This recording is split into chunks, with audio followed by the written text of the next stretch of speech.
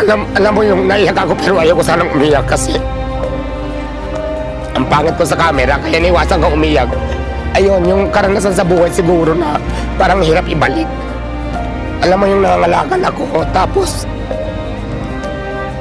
wala ka namang ginagawang masama. Lahat na ng diskriminasyon na sa akin na alam mo yung nilalaban ko yung sarili ko.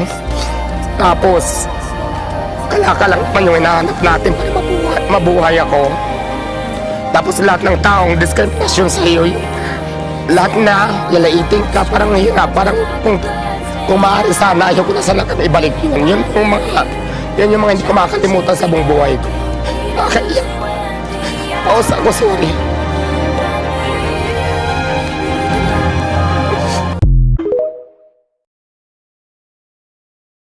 Yung itsura, lahat tayo kasi, yung itsura na yan yung mapanglalait,